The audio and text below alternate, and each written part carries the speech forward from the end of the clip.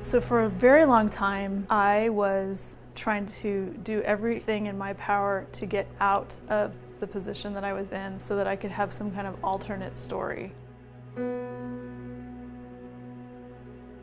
And instead, I'm learning to accept the story that I'm in and see God in it. When I was 13 years old, I was shocked to find out that I had scoliosis. And while wearing a back brace for 2 years was not welcome, I still could play sports and do anything a normal kid would do at that time. But by my senior year of college, my scoliosis had mysteriously gotten worse, and I began to experience back pain for the first time. But that didn't stop me from going on a mission trip to Bolivia when I graduated.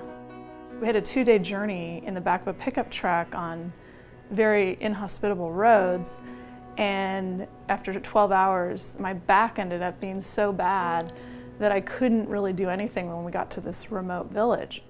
I still remember them having to spend some of their money that they raised on hiring a private pilot to pick me up and airlift me out of this village because there was no way that I could get back. And that's when I realized I had a problem I couldn't ignore, and I eventually chose to have spinal fusion surgery as a permanent solution to my back pain. While the surgery was considered successful, my pain level was too much for me to function normally. Every morning I wake up in pain, and I am on a ticking time bomb to barely get done the bare minimum requirements I have to get through the day. I drag myself from one activity to the next, trying to ignore the nagging pain and fatigue that I carry with me constantly. Even when I was given the status of permanent disability by the state of California, I still believed that this was temporary. I think what was hard was the confusion aspect of it, of things not adding up and making sense, and this problem not going away. That part really tested my faith, to the point where by my mid-30s, I had begun to not really see where God shows up in this world. Shortly after I started coming to Pacific Crossroads, I started coming to Celebrate Recovery, which is a group that Pacific Crossroads provides for people who are struggling with hurts, habits, or hang-ups. For me, the great breakthrough is when we got to this step where it says, "Happy are those whose greatest desire is to do what God requires."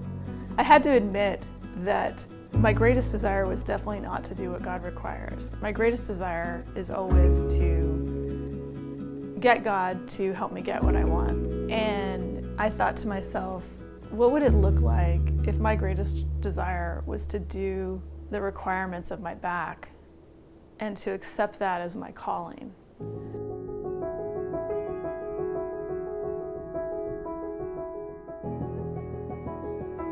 So Psalm 73, 25 and 26 says, "Whom have I in heaven but you? And there is nothing on earth that I desire besides you. My flesh and my heart may fail, but God is the strength of my heart and my portion forever." I found that kind of the most loving thing he could do was to change my heart.